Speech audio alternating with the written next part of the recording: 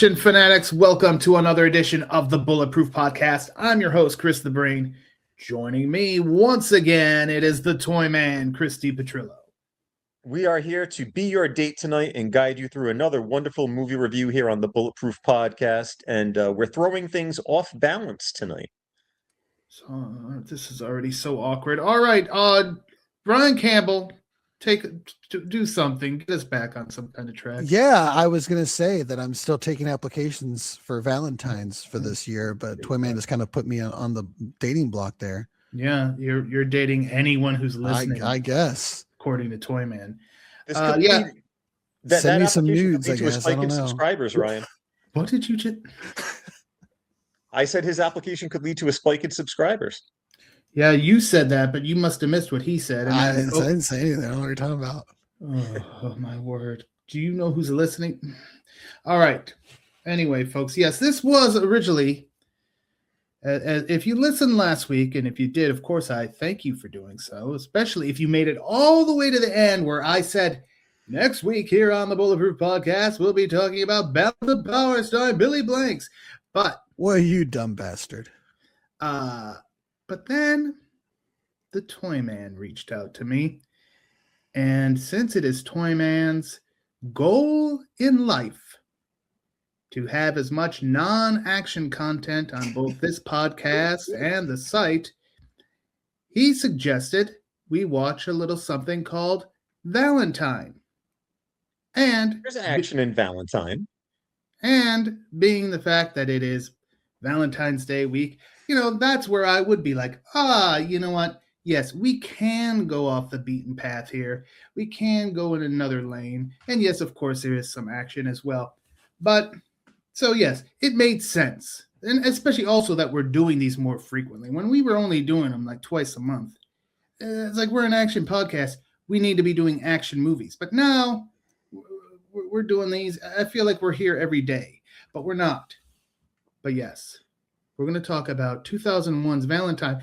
But there is a deeper problem here because Toyman, there's some sinister things going on behind the scenes as far as I'm concerned.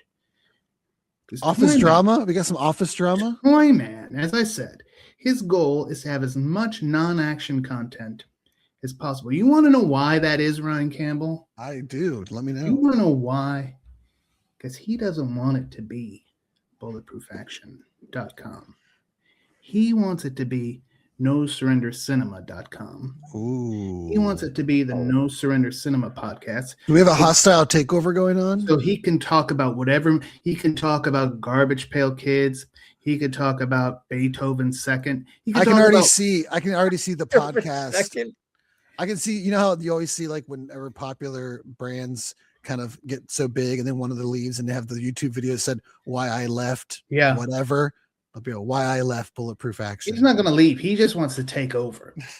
He don't want Jack Roos to make a new shirt with NSC in the vein of the NWO logo. He just wants to rebrand the whole thing. And he wants to do that. And let's pretend this happened. Let's pretend, all right, you know what, Toyman, you're right. We're narrow casting.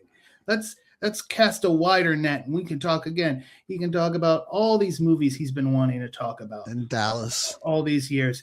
And then it's like, okay, now we're open. It's nosurrendercinema.com. We could talk about any movie in the world, the official launch date, and Toyman's first post would be Essential Episodes Dynasty.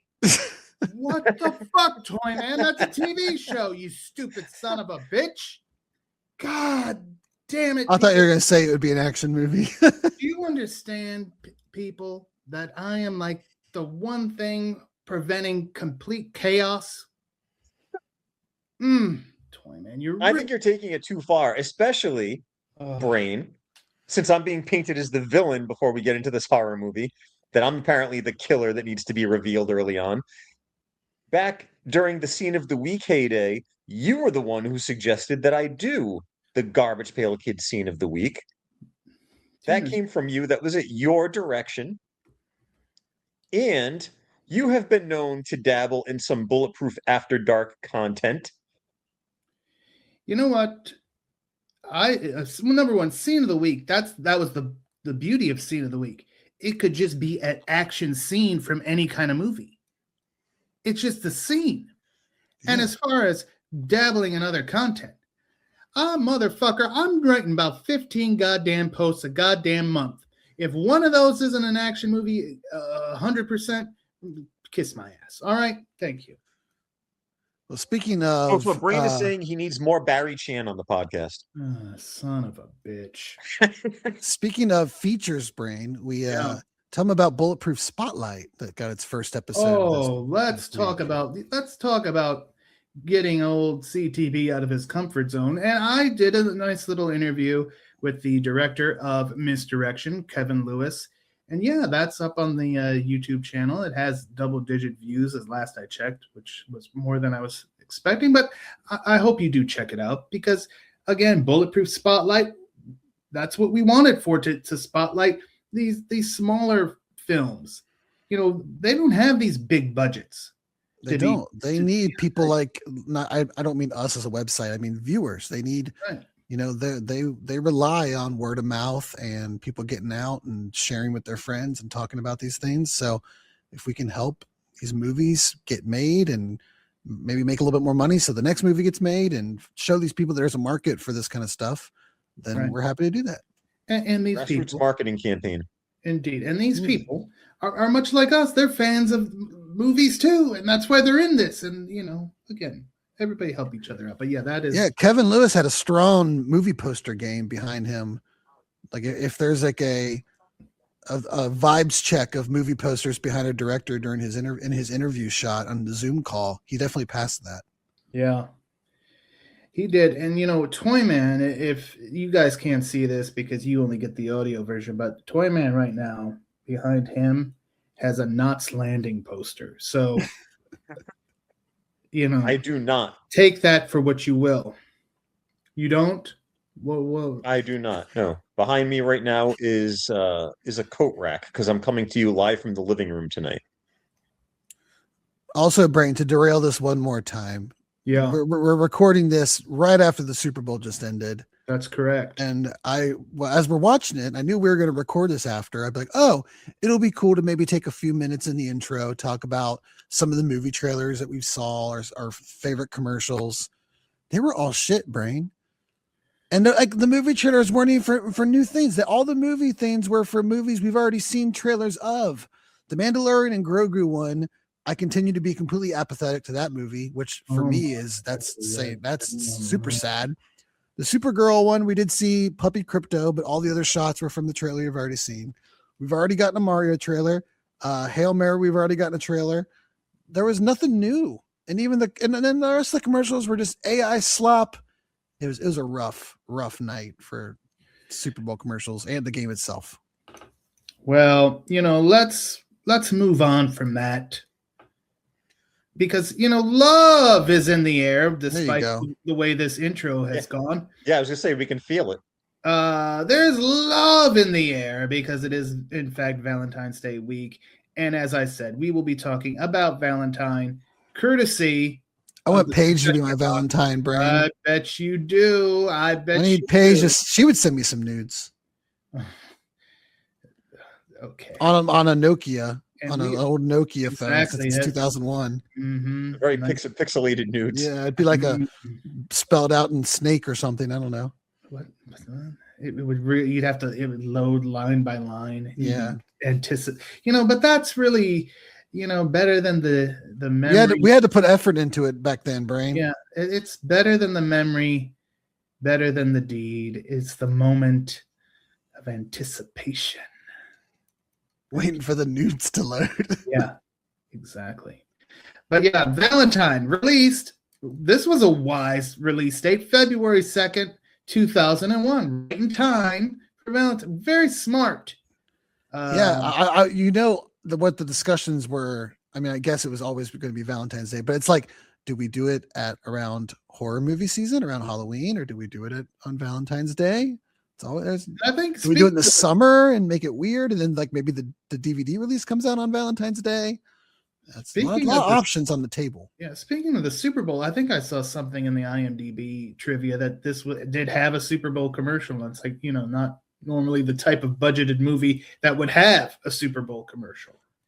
I guess that would have been. I guess back in 2001, it was a few weeks. It would have been like coming out like right after, maybe the next week or something. But yeah, let's get into it, Toy Man. I'm imagining you really enjoy this film, and you own 10 copies of it, and you saw it at the theater, and you had one of those masks that Halloween. That was your Halloween costume.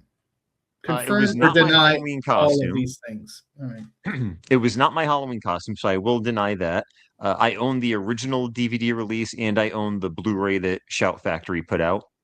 And I actually saw this twice in the theater when it came out. Once on a date with the same girl who I saw it with the second time as like a group date. So I actually saw it twice within the first few weeks of its release. I was talking to Ryan Campbell, not some other Ryan. I wanted to specify. I was talking to Ryan prior to us recording and prior to you joining us, Toy Man. This is a movie that somehow, like, I knew it was a thing, but at the same time, I had erased it. I have like a partial memory of it.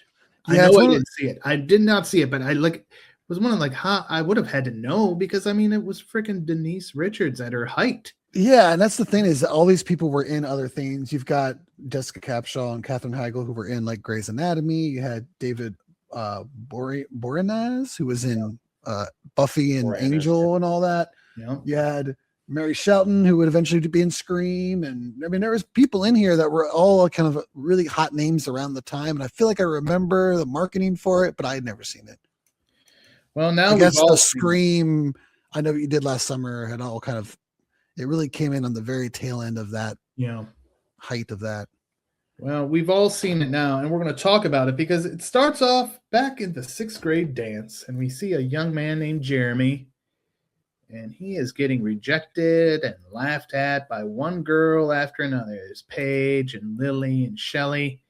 He goes up to Kate and he asks, hey, do you want to dance? And she at least gives him a maybe later. And at this point in the evening, Ryan, that is a huge win for Jeremy. Oh, first of all, props to Jeremy. That kid has got guts. Yeah.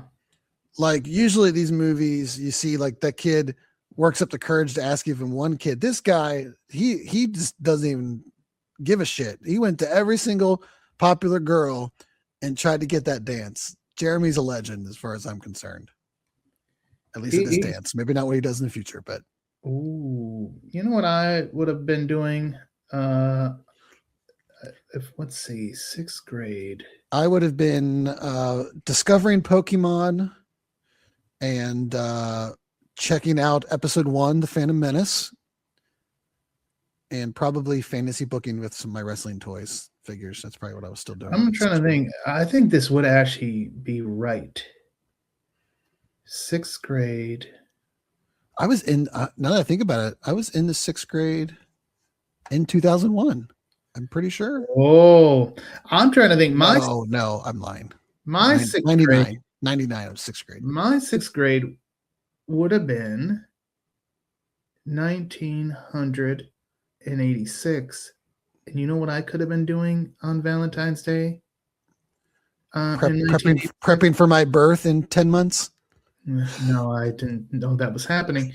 You know what I could have been doing on Valentine's Day in 86, Toy Man? Watching Iron Eagle?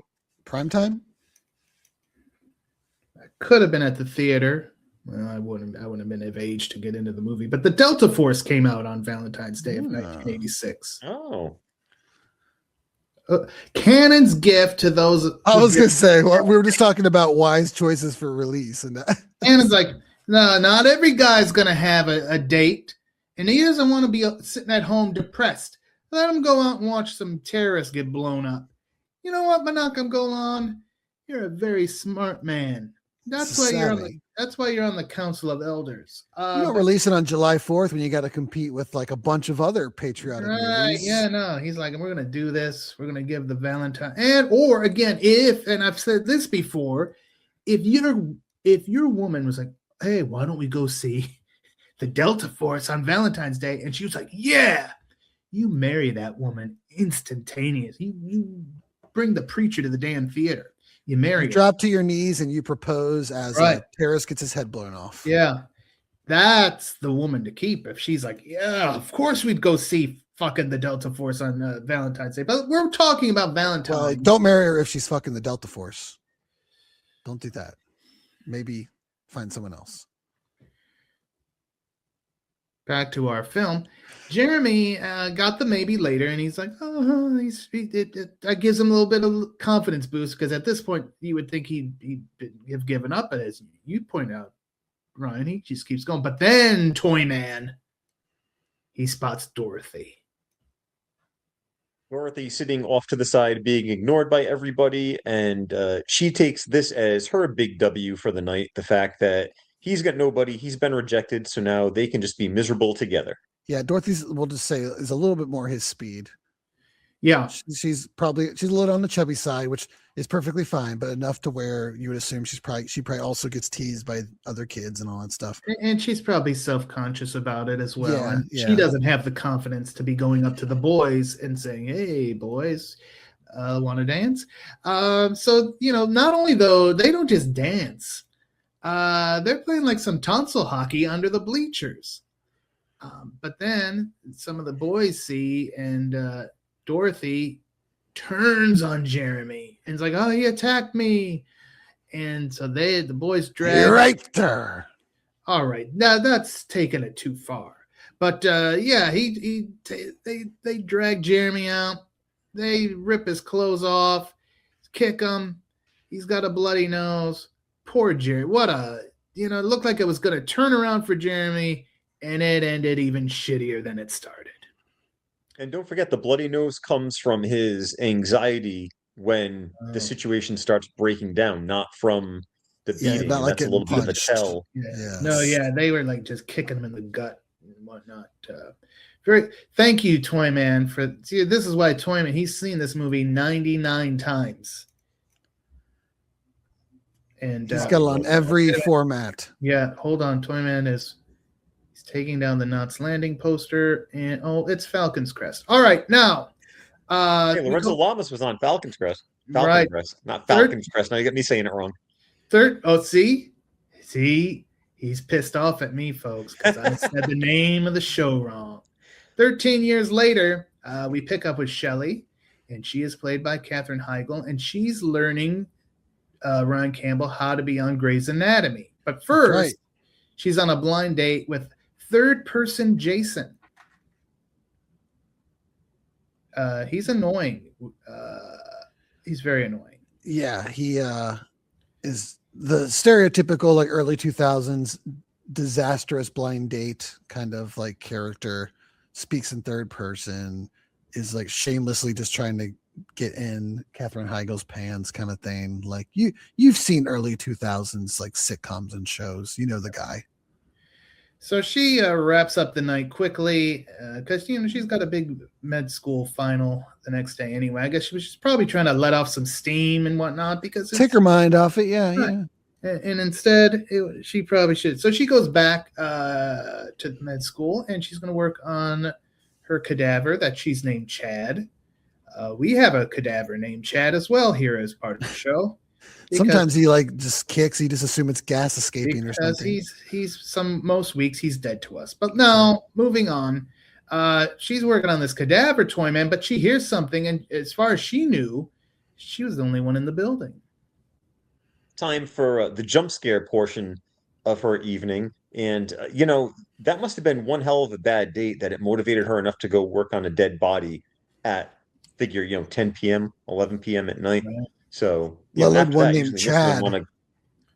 What's that? Let alone one named Chad. Yeah, let alone excuse me.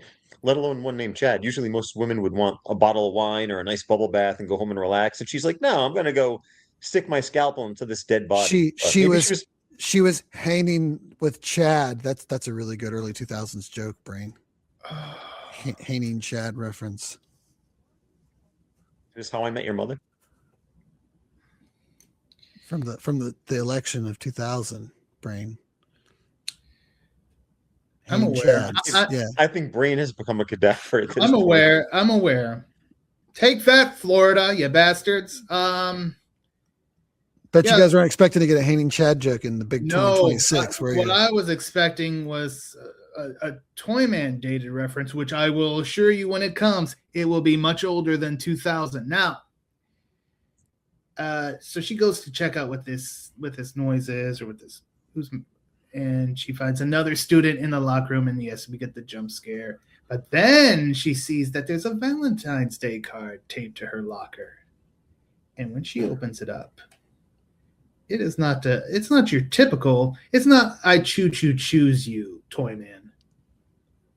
No, and it's a lot more sinister because someone not only crafted it for her, but it's got like the little pull tab action feature, which delivers a stabbing mechanism. So it's not exactly an affectionate Valentine's card. It's more akin to what you'd see as like a ransom note in another movie. Indeed. Well crafted, though. Do you think he like made the mechanism, or he got like a card that already had an existing mechanism and then just modified repurposed it to be a stabbing motion? These are the questions only asked here on this program. Unfortunately, folks, we have no answers. That's what they pay for, Brain. They're getting what they pay for every time they listen to this program. All right, we guarantee it. She returns to Chad, and she's about to put the scalpel in the abdomen. But the body, somebody's done the old switcheroo. That's not the cadaver. It's a masked man of some description. And Shelley fights him off with this scalpel. She makes a run for it, and then she ends up in the room with all the corpses and body bags. And she puts herself in one of the body bags. So now it's like whack-a-mole or something. That's a bold strategy. Yeah. You're really banking on him just leaving the room. Just like, those are all dead people. Once he decides to start just stabbing the bags, you are screwed at that point. Ooh, yeah.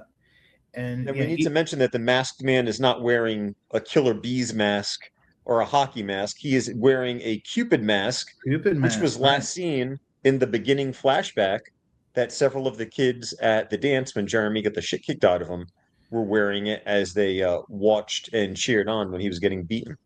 This is Toyman's the detail man on this episode. Speaking of detail, though, that's a kind of a silly strategy to lay on the table and let your victim almost slice your abdomen open. Well, I would like agree. He doesn't jump up.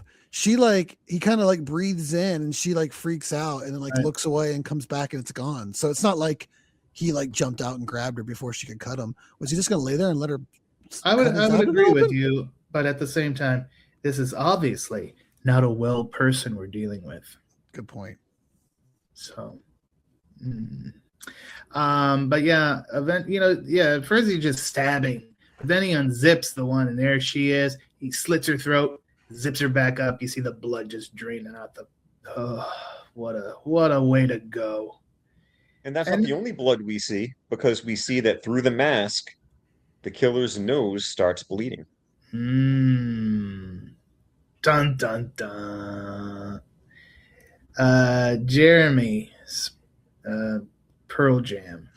Anybody want to start singing? Anyway, we cut to Paige, grown-up Paige, played by the one and only Denise Richards. Woo! Like you said, Brain, in her prime, and she knows it. And she knows how hot she is in this movie. And she's with her friend Kate, and she's convinced Kate that she needs to not worry about that stupid ex-boyfriend who's an alcoholic, Adam, and why don't they give turbo dating a try? And that is not dating Michael Chambers. This is a form of speed dating. Correct, Toyman? Correct. I wonder if speed dating was trademarked or something at the time that they had to call it turbo dating. Right, maybe. Or they just wanted to be different. I don't know. Just wanted to be different. Yeah. So Paige, they're seeing, and you get the usual like speed dating or turbo dating montage of sorts. And Paige ends up cutting in on Kate's time with a dude named Brian. Will this be the last we see of him? We'll find out. So Dorothy now calls with the news that Shelley is dead. Bum, bum, bum. And this, of course, gives us the funeral scene. And this is where we now meet Adam, Toyman, who was a very familiar face at this time to the world. David Boreanaz, who shot to notoriety on Buffy the Vampire Slayer and then got a spin-off playing the character of Angel in his own show for several more seasons.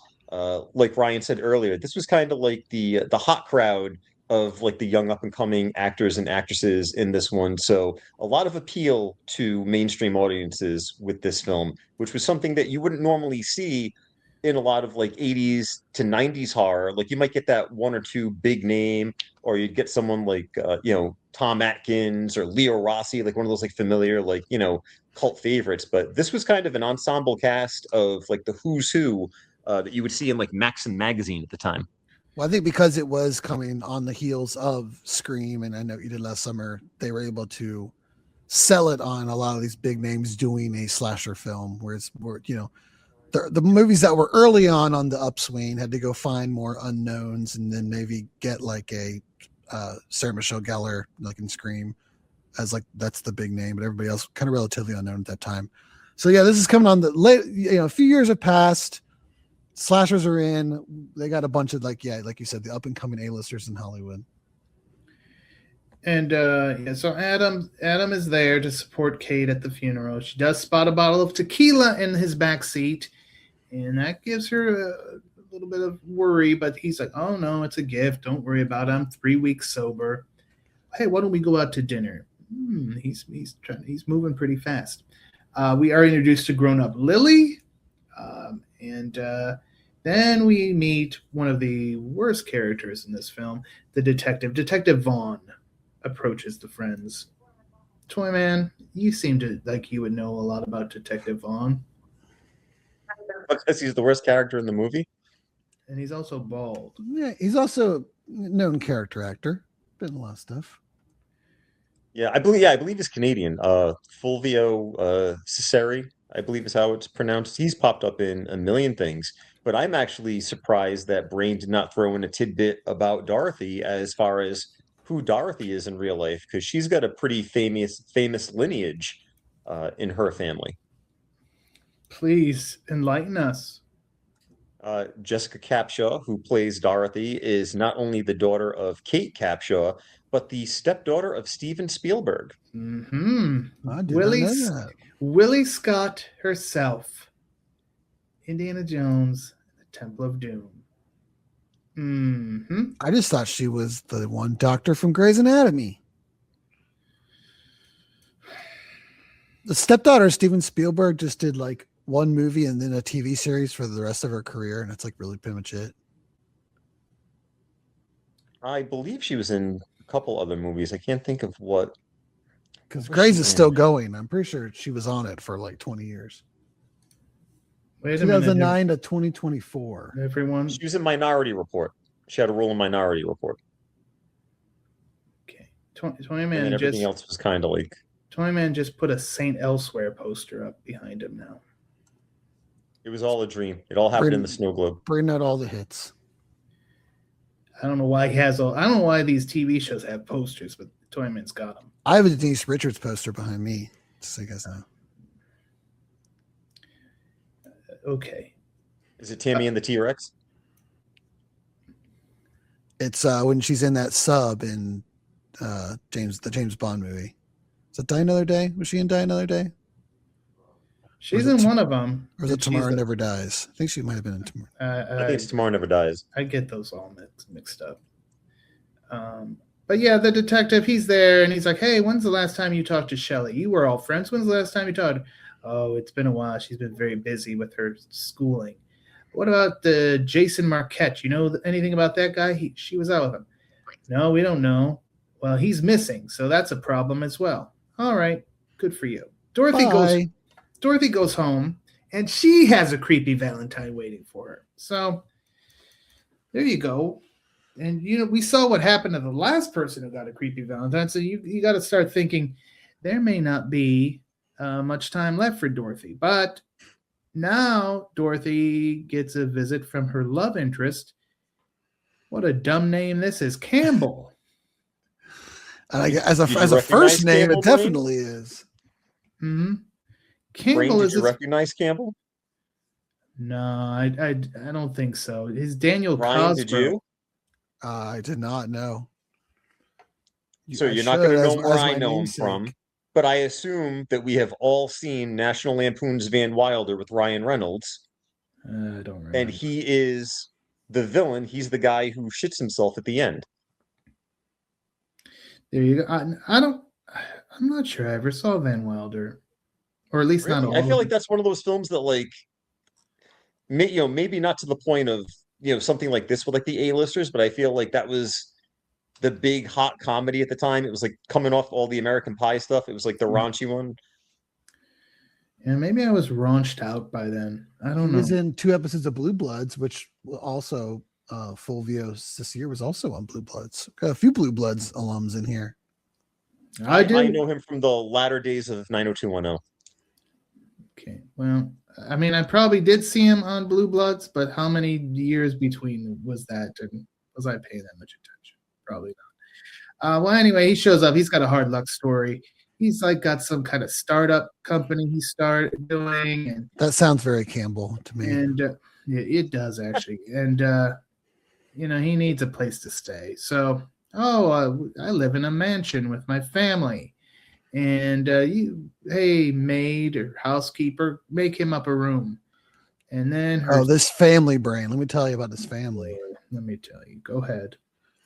Well, her stepmom comes down, and guess what, Brandon? In an early 2000s movie, the younger daughter has beef with the stepmom, who's only in it with her dad for money, Brain. Mm-hmm. Yeah, I guess a green card, as she seems to imply. Possibly. You know what this was? This was soap opera bullshit. Rich people soap opera, California bullshit. Made me realize even more why Toyman suggested this film. Yeah, that one scene is what sold me. It certainly didn't turn you away from it. I can assure you of that. Yeah, she argues with her. And now we cut to Kate's apartment, and she's in the shower. And she hears a noise. Oh, and she gets out to find out what the shower noise was, or the noise it was, but she finds nothing.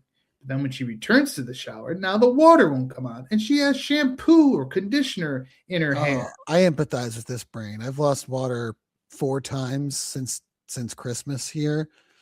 They're like replacing lines and they keep breaking shit. And then there was like a fire down the street and that broke a bunch of shit. So I keep losing water. It's rough. I haven't had to wash shampoo out with the toilet in the toilet though. Did you have to resort to the toilet water? No, I didn't have to do the Home Alone, like put my feet on the wall and dip my head into the toilet. Well, before she does that, of course, she tries to call the super, but he's not answering. Her phone rings. She assumes it's maybe Murray calling her back, but no. When she goes to answer it, she notices the door is ajar, and she hears the elevator dinging. How is she supposed to get out if her door turned into a jar, Brain? She hears the elevator dinging, so she goes out in her towel. And was she clothed at this point? I don't remember. Anyway, no, she's towel. Yeah, she's still in the towel. That's what I thought. Yeah, okay, yeah. She's still towel clad, and she decides, all right, I think it's a good idea to go just randomly check out the elevator. You already got out of the shower to check out this noise, and that backfired on you poorly. So then the very next thing you do is you leave your apartment in nothing but a towel. I would have been afraid that the door would lock, or worse, the door would close and the towel would get caught in it, and she'd now just be out. Worst nightmare. Stark naked in the hallway. And then the door would lock behind you, so you're like locked out of your apartment naked in the hallway. Yeah. Right. And she's trying to pull on the towel so she could put it back on. Yeah, no. But anyway, she sees the creepy Cupid mask preventing the door from closing, which is why you had the constant ding, ding, dinging. And then we get another annoying character, Gary, her neighbor that likes to rhyme. Yeah, I don't get this. I guess it was just like, hey, we need more creepy people to be like suspects. So we need the red herring. Yeah, I was gonna say the most obvious red herring character of a creep ever in a slasher film. Yeah, Gary, you're awful. Now we cut to Lily and Paige, and they're watching video dating tapes. Very tender. This is like tender if it took 6 weeks in between each swipe. Yeah. Literally mailing tapes back and forth to agencies for profiles. Yeah, this seems much more 80s than it does early 2000s, but hey. And also, why? I mean, I would think Paige could walk down the street and have 15 dates if she wanted. Well, it's not Paige's tape. Oh, that's true. It's Lily. Or is it Paige's tape? Because Lily isn't Lily with Max? Oh. Well, they're watching it together, but yeah, Lily's got the boyfriend Max. So I think she was just Lily puts it on though, because Paige, when the guy says his name, Paige is eating like cereal at the counter, and she goes, "Hi," whatever his name was. And then when Lily turns, she's like, "Hello, Lance." Yeah, and then she turns it off, and Paige says something like, "Bye, Lance." Like, so she's not the one viewing the tape. Paige don't need this shit. Paige is a certified hottie, like you said, Brain. She can walk outside the building and not so many words, but you're right. She is certified. But now you are making me question why Lily is. I think they're behind Max's back. I think Paige is just she's a man eater. Well, Brain, I will gladly be that course. Anyway, there's a doorbell ring or knock, and Lily goes, "I'll go check," and it's a Valentine. Not just a Valentine, a box of chocolates and like a flower. Yeah, it's a whole thing. He literally he stepped it up for Paige. He knew it was Paige, so he had to. He's like, well, maybe if I do chocolates, like she'll actually be into it, and then I won't kill her, so I'll just go ahead and leave a little extra. And of course, the card said something like, "You are what you eat." Right. Yeah, very creepy again. And Lily unless you're actually kind of into this, in which case, here's my number. That's what it said. Lily takes a bite of the chocolate, and there's maggots inside. Nasty. How would one even do that? Hey, I don't know. Lily and Paige are trying to now figure out who. I would write a strongly worded email to Edible Arrangements if I was them. All right. Yeah. In today's world, yeah, you would immediately post it on social media, and you would tag the company. Yes. And it would blow up. Hopefully, Edible Arrangements doesn't listen to this, and we catch some strays. I don't.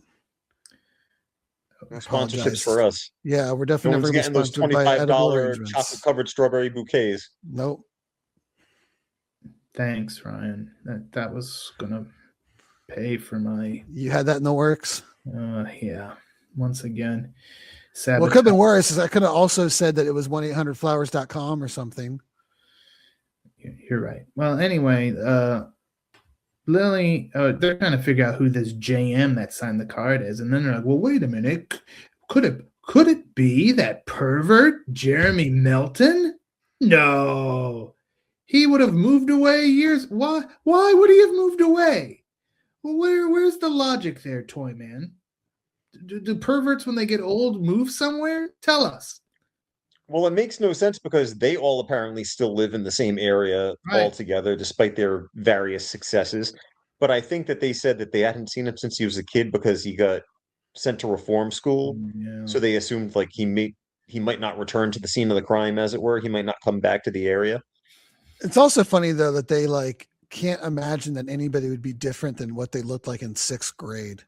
Like, it isn't like a senior year in high school and you're like a few years removed and you're like, yeah, you wouldn't really glow up or change that much. Like 6th grade would have been forever ago. Like he could be whatever. Who knows what the hell he is now? Well, there's a funny line to that point a little bit later on where they're at the police station and Detective Vaughn's like, "Oh, this Jeremy Melton, he could look like this or this. He could have blonde hair now or a goatee." And he's like, what I'm saying is he could be anybody. And then Marley Shelton's like, "Do you have any more recent pictures of him?" And he's like, "No, don't you think we'd be looking at them?" Right. So I do like how the detective even throws shade at these kind of vapid girls. I mean, Kate's the least offensive one. She's like the nice one, but all the other ones are kind of very into themselves. Yeah. We do go to an art gallery event. Lily's artist boyfriend, Max Raimi. I have to imagine that's a nod to Mr. Sam Raimi. Would you not think so, Toyman? I would certainly think so, and I would take this opportunity to ask if you recognized the actor playing Max Rainey. Johnny Whitworth. You know, Mhm. I recognized him, but I didn't. You know what I'm saying? Like I'm like I've seen this guy in something. I can't remember what, but He I bet played, Toyman will tell me on the Bulletproof podcast. I will tell you right now, he played Blackout in the Ghost Rider Spirit of Vengeance, which was the sequel, the Nicolas Cage Ghost Rider. But in the non-action realm, one of my all-time favorites from 90s comedic cinema, he was in Empire Records. He was the one who was in love with Liv Tyler's character. Okay, yeah, I may have seen him in that. It's a long time ago. Anyway, he's got this maze exhibit, and there's one side for the ladies and one side for the men. And but And somehow let's he specify what this exhibit is. It's all like set up TV screens in a maze, but they're all flickering and yeah, and they move. Yeah, it's repeating and just things on a loop. contemporary artist bullshit. Yeah. Exactly, Ryan Campbell. Now you understand. But somehow Max and Lily are in the same maze, even though they're different. But he's using it to like make out with her. He must know a secret part of the maze that no other Breaking the people get to. rules. And speaking of breaking the rules, he's like, "Hey," she's like, "Wait a minute, there's somebody watching." Oh, he's like, "Yeah, Not just watching, Brain, getting ready. yeah, she's getting ready. I invited her to join us," and Lily's like, "What? No way!" And she storms off, but she's I in can't a maze. believe my contemporary artist boy toy is into some kinky shit. Right. Who could have ever guessed it? Well, she didn't. And you know what else she can't guess is how to get the hell out of this maze. But one way to get out of it is to get a couple of Cupid's arrows into your torso, right, Toy Man? She did, and that scene actually legit knocked the wind out of her because she had like some type of bulletproof vest on. We did not sponsor that because this was 25 years ago. But some of those reaction shots were actually real because she kind of got knocked for a loop when she took that hit. That's So right. that's the kind of only information you only get on the Blu-ray director's commentary. Yeah, or here by Toy Man. And the soon to be named No Surrender Cinema vest that all policemen will be wearing. Thank you, boys in blue. Yeah, so she dead. And the good thing for the killer is she was about ready to go out of town for her work to go to Los Angeles. So it's also convenient that she like free falls into a dumpster and the lid shuts on top of her. Yeah, this guy's been pretty lucky. 14, she would have lost. Mm-hmm. He kills a woman like already in a body bag and drained fluids. So that probably took a few days for him to realize what the hell was going on there. Right. The next one just falls into a dumpster and gets hauled off. Like things are going pretty well for this killer here. Well, I mean, I guess it's the balance. Obviously, this person had a bad time early on. Maybe things are starting to work out. There you go. We then we meet the character of Ruthie. Who shows up at this thing, and she's arguing with Campbell, and she apparently invested in his company and wants her money.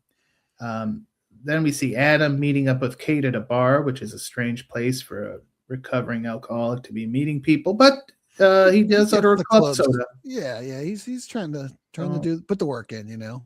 And you know what? She also then orders one to Solidarity. And you know he's changed and wants another chance.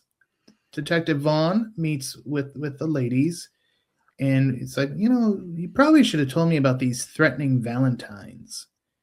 And might have been good to bring up. Yeah, I'm assuming it doesn't happen often. No.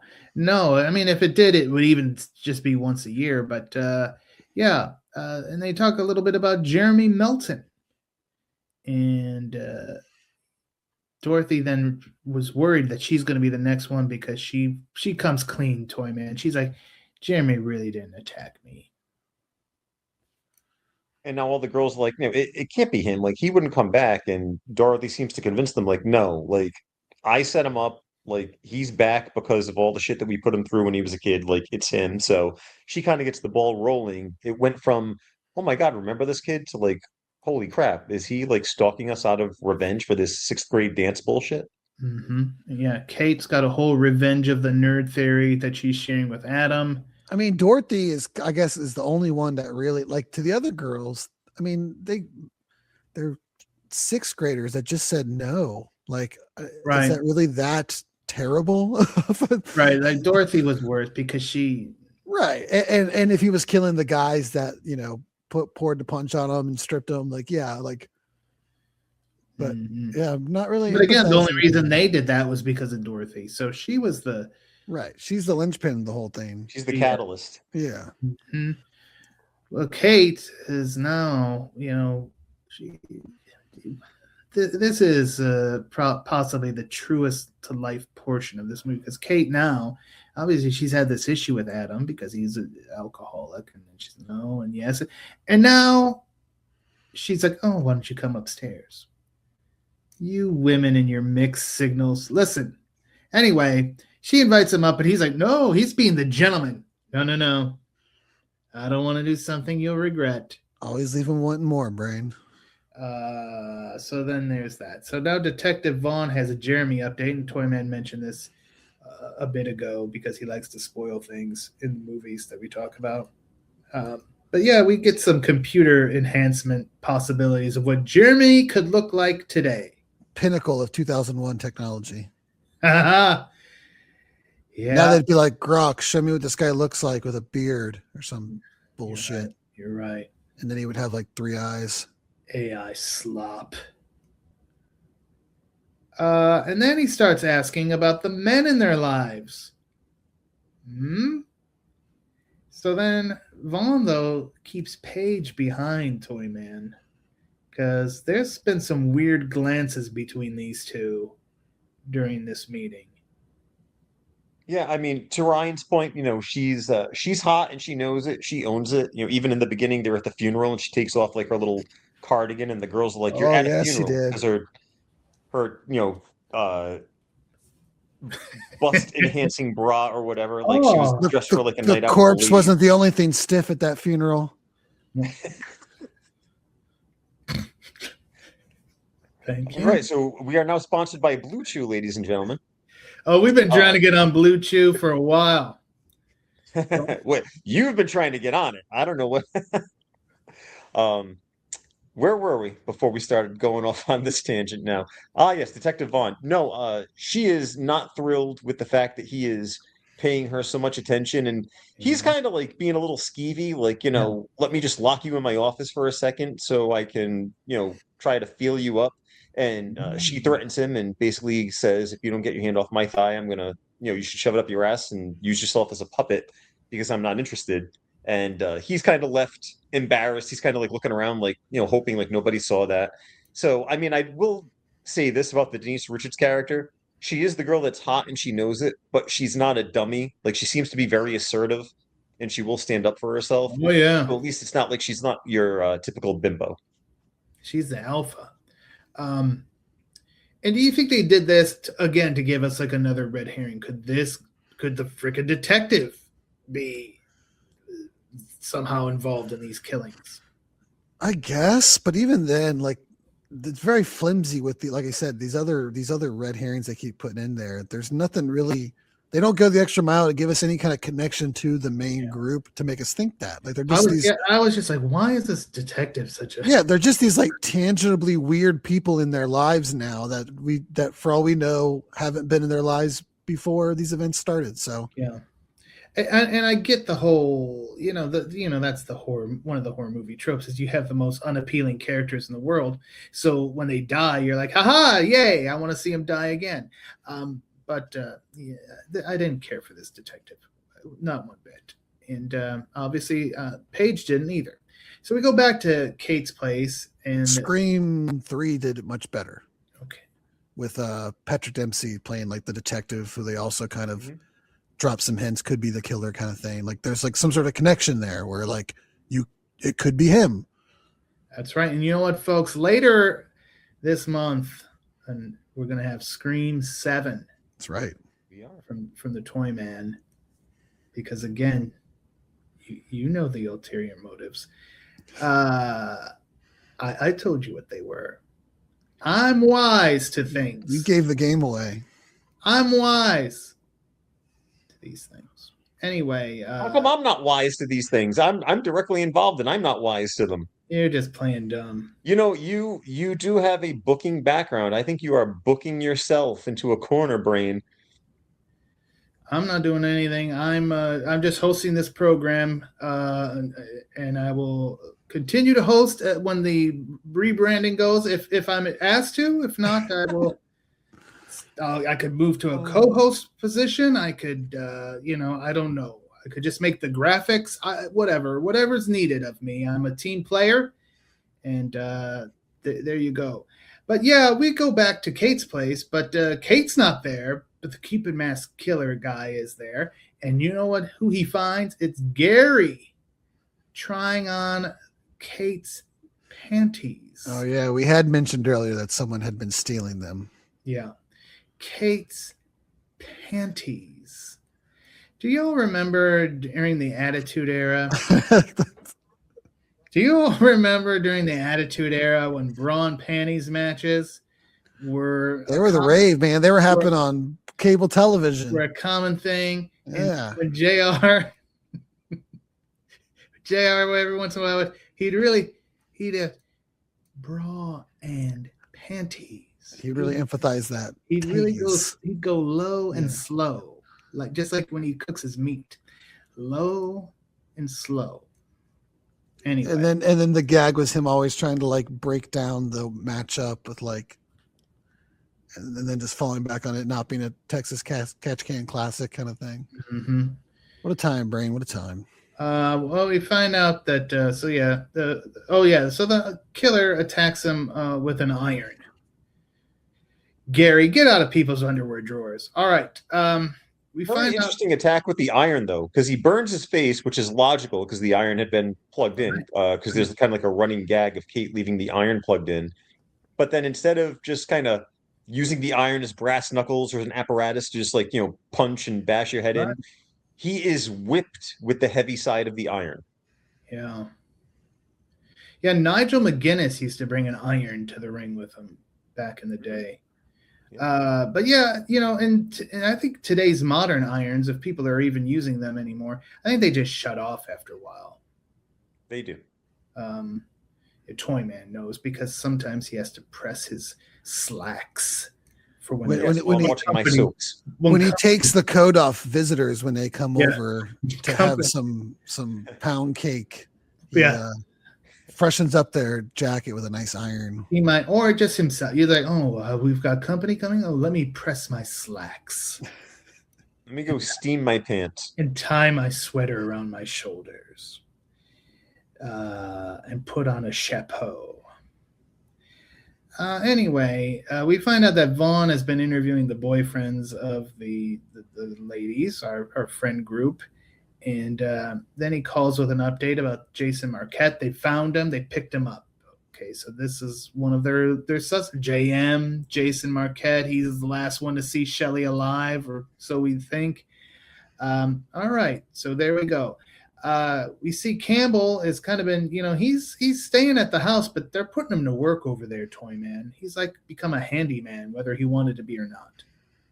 Yeah, Dorothy was not too happy that he got interviewed. She's trying to kind of keep him, play him close to the vest because, again, she was the neglected girl. She was the fat girl growing up. She feels like she's kind of the lesser of her group of friends. And now she's got like this, hot, handsome guy who's this aspiring entrepreneur. And she's like, I can't let him get caught up in all this drama. Now he's getting interviewed by cops. He's staying at my house. Let me go and buy him some stuff, and then, oh, you know what? I feel really bad, and I need to get some, so let me lure him into bed. You know what, Toy Man? I want to, I've thrown you under the bus a few times on this episode, and possibly in past episodes. And now you're going to throw me in front of the train? I want to commend you on, and I'm pretty sure this was an episode. You can correct me if I'm wrong. I want to commend you for not somehow working in a reference to Zach Morris going out with a fat girl. Wasn't that an episode like that? There was. That was the date auction episode where Yeah. Wendy bids and wins Zach Morris, and he is kind of ashamed of being seen with her, feels like it's going to affect his rep. And in the end, all is well. He realizes he's been a jerk, and he goes to the dance with her, and he turns down a dance from the pretty blonde girl, and everyone lives happily ever after. I'm glad you didn't reference that episode. Thank you. I did not, but I could mention the fact that AC Slater saved a girl who pretended to be drowning from the last episode of the Beach Club episodes, and it was played by Denise Richards. Thank you for another Saved by the Bell reference that you didn't make. Vaughn, oh yeah, so they got that. We see Campbell, she gives him a watch. They go to bed. He gives her a necklace, and now this one, Ryan Campbell, not a pearl necklace, by the way. Nope. I mean, maybe he gave her one of those prior. We didn't see all the particulars. Ain't that kind of movie, Brain. We see him after in the afterglow. Yeah. But this one's a bit curious. This kind of has to put that doubt about this Campbell character, because when she gave him the watch, he's like, I didn't know we were exchanging gifts. And now all of a sudden he's got this necklace for her, like out of the blue. Not just that, Brain, a Cupid necklace. Yeah, like a very Valentine specific necklace. But the killer is wearing a Cupid mask. You're right. I didn't remember that. Yeah. Okay. Well, anyway, he's like, okay, I got to step out to take care of some business because I run a startup company. But I'll be back in time. The early 2000s when everybody had a startup. Yeah, Ryan Campbell has 7 of them still. Well, no, I've just worked for morons. That's right. The moron startup entrepreneur type I know very well. I've worked for a lot of those assholes. All right. Your family. A month later, you're fired. Apparently, he won't be working for them again in the future. They won't be calling him back. No. But he says he'll be back for the party, but he's going to work out first because he wants to stay healthy. I don't know. But next time we see him, though, we're really now getting the feeling. If we didn't already have that feeling, Toyman, this guy is a bit of a con man. Yeah, there's been something shady about him. We kind of get that vibe when they were at the art exhibit and he got confronted by the woman who wants her money back. And she's like, he's just going to bleed you dry. Don't believe him. And then when Dorothy got him into bed, the implication was that nothing happened. And you're like, oh, like, is this played for laughs? But then you have to wonder, was he not in the mood because he didn't have his Blue Chew back then? But he's not actually attracted to Dorothy. He's just kind of baiting her into getting some money out of her. Right, because he knows Daddy's got money. It could be. Could be. One of those fake it till you make it types. Mm-hmm. So while he's there, he's like by the pool, I believe. And Dorothy calls down using the intercom and is like, hey, there's no hot water. Can you check the pilot light on the hot water tank while you're down there? And he's like, okay. So he does it. He goes to do it. Cupid's in the boiler room or wherever, the utility room.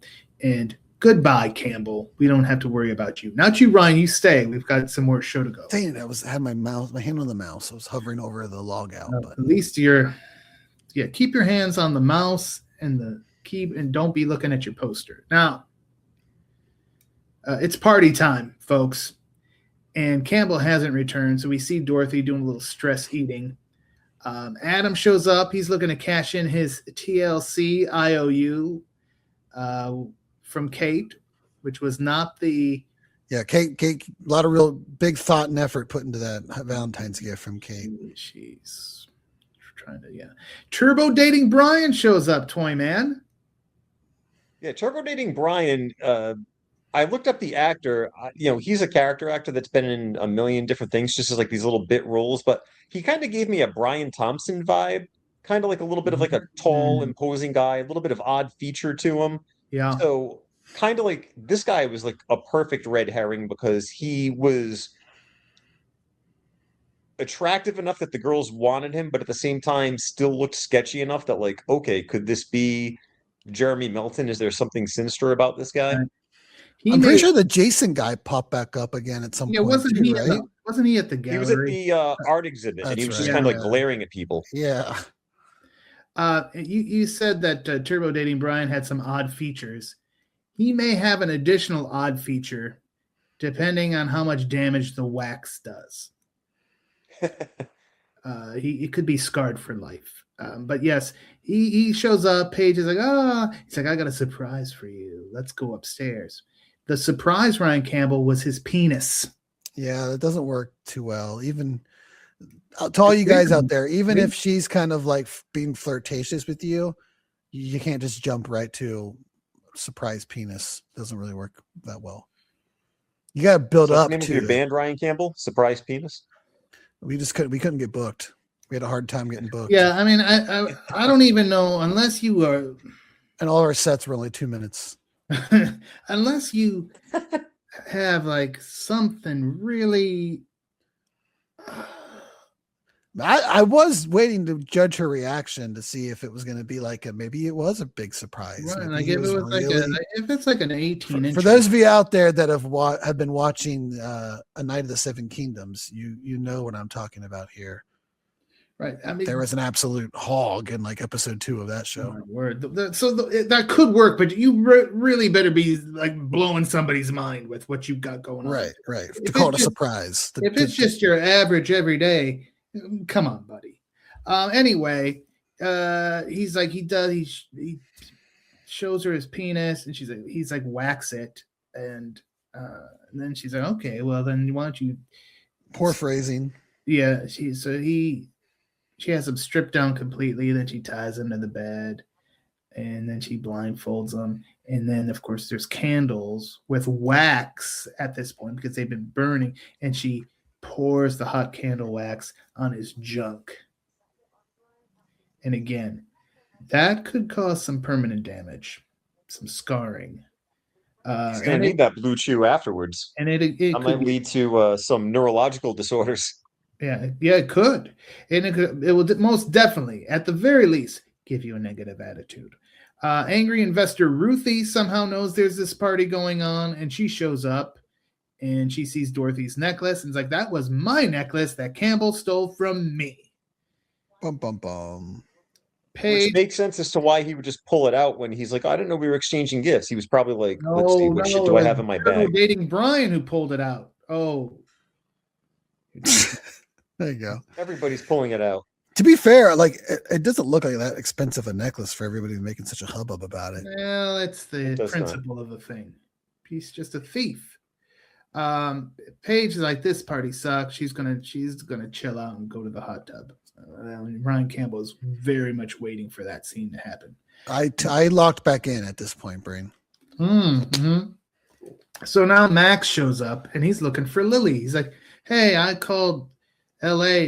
Lily never showed up. What? Ruthie is now told. She was told to leave, but she's Ruthie. And she's just sneaking around. She's like in the billiards room. Toyman is going to eventually have a billiards room when his basement is finished. Next to the smoking room, an offshoot of the smoking room. He's not a smoker. But he'll have a billiards. Yeah, you don't actually use your smoking room. He's going to have a billiards room. And he'll be like, oh, come on over, chaps. I made some chicken wings and we'll shoot pool. Right, Toyman? I mean, after I get all of the movie shelves set up and then the various collections on display, I don't know if we'll have room for a billiards table. That's right. If he had a billiards table, he'd probably just put his Eternia playset on top of it. So never mind. That is true. So Ruthie's in the billiards room and she sees the Cupid mask man dragging I believe it was the housekeeper. And it's like, oh, well, I'm Ruthie. I don't just take shit. So she grabs one of the pool cues and hits him. And then she goes and hides in the nearby sauna where she finds dead Campbell. But Cupid finds her and throws her through a glass shower door or the wall, the partition. And now Ryan Campbell, this glass doesn't perfectly break. There's the shards at the bottom sticking out. Oh yeah, and as soon as you see that, if you've seen enough of these movies, you know what's coming next, and you get the old like chin guillotine, reverse guillotine, maybe I guess, right on it, and that's the end of that. Was this rated PG-13? No, this was rated R. But to your It's a very point, and you tame mentioned R. Scream, well, because they do a lot of cutaways to stuff like this. This kind of piggybacks on something you said about Scream 3. It was because these were post-Columbine and Hollywood for like if you look at Scream 3, there's not a lot of like stabbing and guts and stuff like that. It's a lot like the house explodes. It's kind of like cartoonish violence in that one. So they really were going for like the tame, like, okay, we can't feed into this negative energy that this tragedy brought. So let's be a little more tame about it. Like if there's a lot of cutaways to like the actual, impact points, and not a lot of blood. Yeah, or blood after the fact kind of thing. Yep. If you put this out today and trimmed maybe like that glass shower scene and like a little bit more, you could excuse me, easily get away with this being like a PG-13 movie for sure. I almost wondered, and obviously Toyman, you would know, like there also seemed to always be that thing where, like when they would release the DVD, it'd be like, this is the uncut version, even though it's like, wasn't the movie.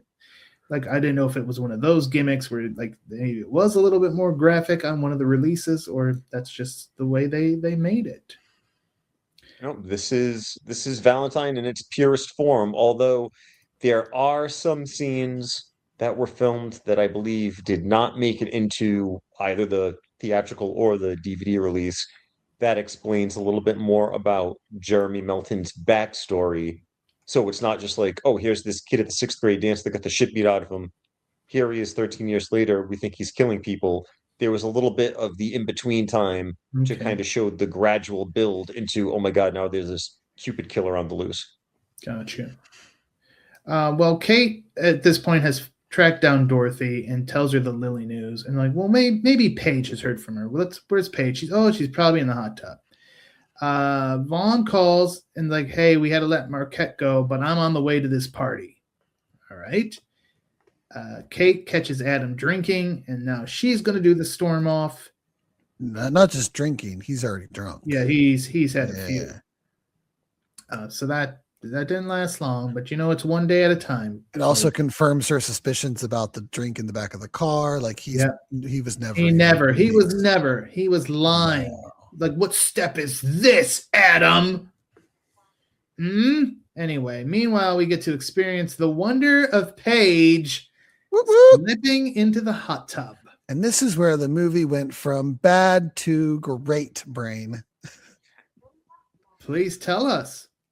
No, it was a pretty tame hot tub scene, but again, Denise Richards is eating up the screen, Brain. Just doing really, really, really fantastic work here. But she then hears again a sound, and all of a sudden transports movies and goes into the Jurassic Park, because on the side of this hot tub is like the entire jungle, and I half expected her to say "clever girl" and like a velociraptor pop out.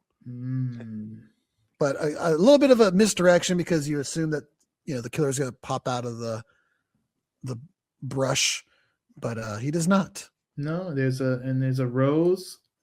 And then she, does someone want to be my Valentine? And Ryan Campbell was screaming his head off. I threw myself at my projector screen at this point. And it hurts. With all those plants, I thought maybe Albert Pune filmed that scene in the Philippines and they just inserted it.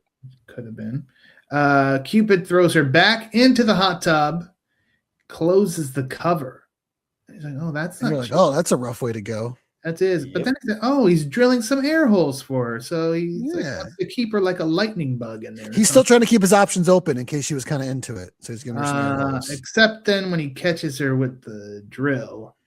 And then he takes the drill and throws it into the water. And I realized this was taking too long. This is a corded drill, folks. This isn't one of these, battery gimmicks. Yeah, this was plugged into the wall. And when you have something plugged into the wall and water, a tub of water, these things are a pool. They don't mix. And so Paige is electrocuted, and it cuts the electricity of the house. And the minute the electricity is cut, that party, Toyman, starts clearing out. Yeah, no one's like, oh my God, what happened? You need to check it out. It's everyone's like, fuck this. And they bail. The universal sign for party's over. That's right. Turn out the lights. The party's over. The Doctor of Style Slick told me that many, many times. Dorothy and Kate then get into a little bit of back and forth. Dorothy's like, maybe Adam is the killer. Kate's like, maybe Campbell is the killer. And then Dorothy, she had a lot of this animosity built up. And these are friends, but they always look down on her. And I said to myself, Gilmore Girls bullshit. It's What do all you even finger know about pointing to set up the Gilmore finale. What, Ryan Campbell? I said, what do you even know about Gilmore Girls? I'm curious. I'm going to tell you what I know about Gilmore Girls because you want to know what? It was on right before Smallville. Okay. So I would sometimes catch like the last at the end. Yeah. I'd catch like the last 5-10 minutes of it if I'm like, okay, let me get that on. I'll go get myself a snack. I'll be ready because Smallville's coming on, motherfuckers, and I love it. And I'd see these back and forth Gilmore Girl talk. Gilmore, shut it. Anyway. Fair point. So Kate calls Detective Vaughn now. She doesn't. Where is? We got to call it. This is out of control. But she's hearing the phone. As she hears the ring in her phone, she hears it out. The call is coming from inside the house, kind of ish, or at least inside the property line on the premises. So she's looking, and she doesn't just find the phone though, Toy Man. No, looks like the good detective has lost his head, quite literally. That's right. Not just the phone, but the head that was attached to it. So she runs back into the house after such a startling discovery. Adam is now even drunker. He's an easy drunk, or he's just he can swallow it quick. And he wants to dance, but Kate's like, no, we got to find Dorothy. And he's still, I know we got to dance. So she nails him in the balls and runs upstairs. But Adam, he's probably so drunk that it didn't affect him as it would if he was stone cold sober, because he's right back after her. But Kate keeps moving. She keeps finding dead people. And if it feels like that we're kind of speed running this here at the end, the movie does as well. Yeah. Like this, all of this just is all happening extremely fast. Yeah, this is rapid fire at the finale. We're like, it's like somebody was literally like, wrap it up. Right. They don't, yeah. It's like, I guess she's literally just running through rooms, finding all the dead bodies. Like, oh no. Oh, there's one. It's like ECW Barely Legal. They had to be off the air. Like they had 30 seconds to spare. And then she comes face to face with Cupid Killer. And now we realize it's definitely not Adam, because he comes to her rescue and shoots Cupid multiple times. And then Toy Man, since you didn't reveal it 4 minutes into the show, why don't you tell us who was behind the Cupid mask? Who done it? The person who accused everybody else of being against her. It was Dorothy. Bum, bum, bum. And then Adam and Kate embrace, and we pan up, and we see Adam with the bloody nose. Bum, bum, bum. Part 2. So this movie did a good job of, I mean, obviously the cards and the killings had nothing to do with one another. Right? Because it was Adam. Was he the one sending the cards? Or did Dorothy send herself a card? Were they in cahoots? Was it a 2-man job like in Scream? Or was it coincidence? So there are a lot of hints to things that it's Adam, because he's clean and sober or whatever. After the killings start at the party is when Kate catches him drinking. So obviously the drinking is to kind of calm his nerves, because the bloody nose is to tell that he gets anxious when he's making the kills. The giveaway that a lot of people don't really catch is that the creepy neighbor guy, Gary, gets killed by the Cupid Killer, but the only person that Kate talks about and confides about the Gary situation to is Adam. So how would Dorothy have known to kill this creepy guy? But did the killer just? Well, I mean, she just showed up, and the killer saw her in the apartment. That could have just been a improvised killing, right? Like, oh shit, and that I didn't expect someone to be here, so now you gotta die. So yeah, but there was apparently also a scene that has the Cupid Killer assaulting Dorothy, because when Dorothy is unmasked, she's kind of banged up and bruised up, which you're led to believe is from the push down the stairs. But apparently there is a scene where Adam and Dorothy get into it, and he basically beats the shit out of her, and then she's dressed up in the gear so that he can play hero. But I do think that those final few minutes, it was like a speed round, but the way that everything ends with that final twist, it kind of leaves you like, oh shit, like I got to look back at this stuff now. Like, did I miss something? Like, was this really it all along? It's one of those movies where everything's kind of right in front of your face, but it veers to the side just enough where you're kind of second guessing it. Yeah, I definitely was. I'm like, well, wait a minute. Was he just sending these cards just because? Or yeah, I don't know. Well, Ryan Campbell, why don't you give us your thoughts on Valentine? I mean, not terrible. Like there's enough going on and like slasher kills. I definitely wouldn't watch it around horror movie time because there are so many that do it better. Yeah.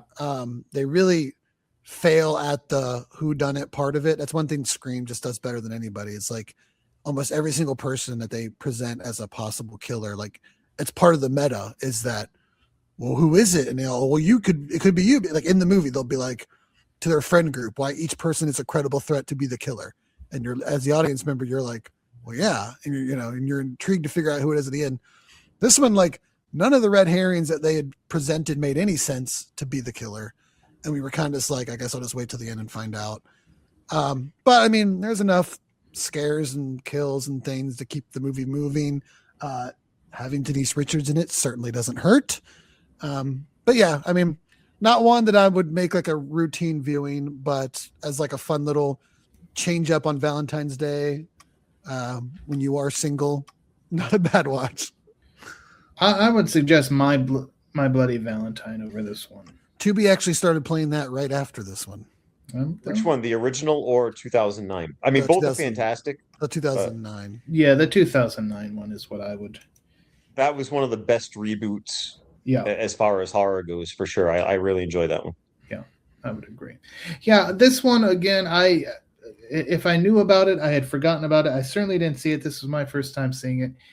I did have a lot of questions by the end, but yeah, I think basically what you said. I mean, it did what it was setting out to do, I suppose. But yeah, a lot of other movies have done it better, and I too did enjoy seeing Denise Richards again, and yeah, I don't have the nostalgia for it that our last commentator has, the Toy Man, who saw it 14 times in the theater and owns 38 different copies of it, as he said earlier. I mean, technically, I could have seen it 14 times because back in the day, back in the early 2000s, I had a friend who worked at the cinema and allowed several of us to go to the movies for free. She was allowed 4 comp tickets every day that she worked, and she could do it once in the afternoon and once the nighttime show. So was able to see a lot of stuff that way. And that was how we actually saw this on the group date after I had already seen it on the previous date. And it was that second time where I was kind of like going back and I'm like, okay, like I need to like kind of go through this with a fine tooth comb now. I got to see if I missed something with the Adam reveal at the end. This one came, I'm a big fan of Scream. We've talked about it. I've covered several of the films on the site, and I'm going to be going to see Scream 7 later this month. But this was kind of the final chapter on those Scream adjacent movies, the Urban Legends and the I Know What You Did Last Summers, because right after this was when Hollywood started getting into The Ring and The Grudge, right, and then veering off into the paranormal activity. So this kind of put a cap on that form of horror for a while.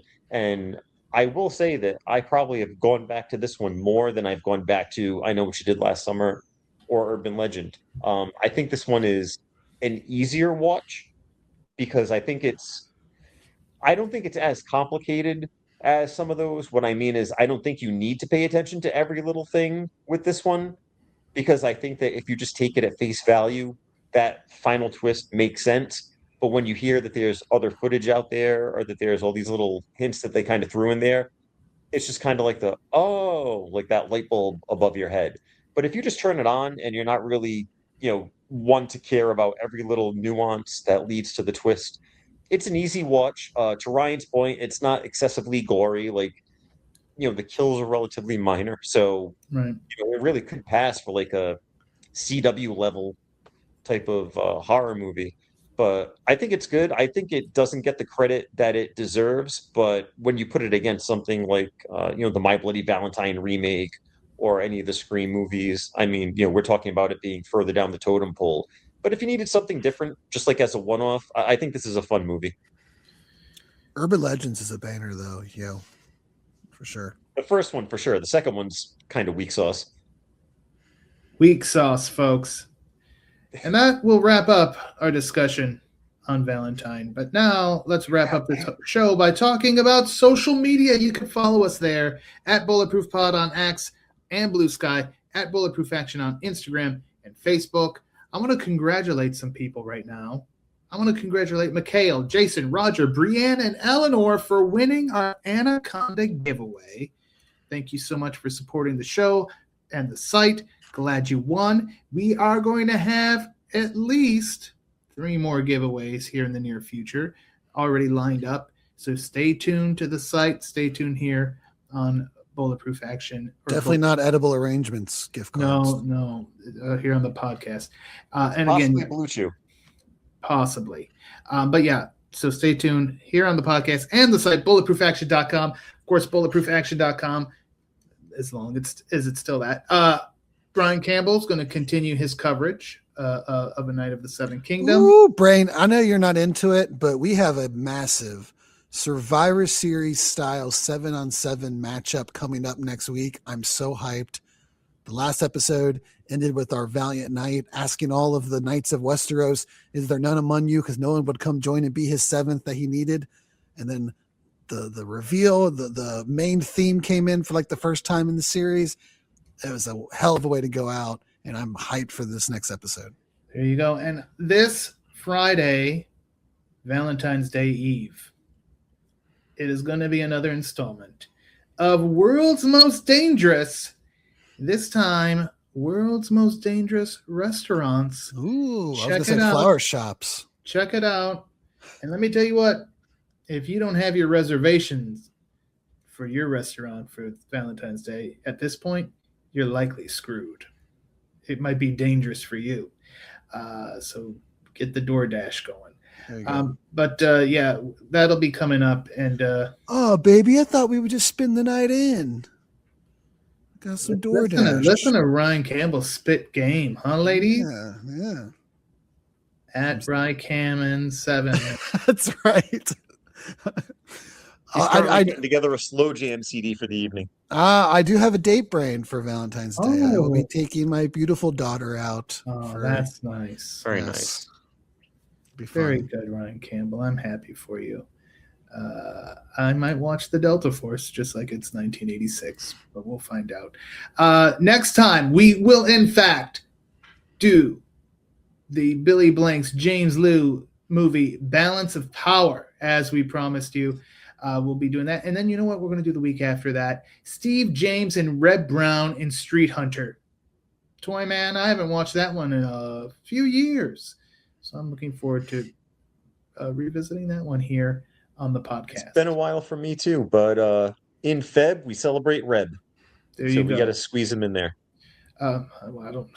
Okay. You can squeeze. No, I'm not. Let's just wrap it. Anything else you want to say, Ryan Campbell? Denise Richards, by her IMDb profile pic, Yeah. still certified smoke show. Okay. All right. There you go. There's really not much more you could say after that other than thank you so much for listening. And as always, stay tuned for more of the Bulletproof Podcast.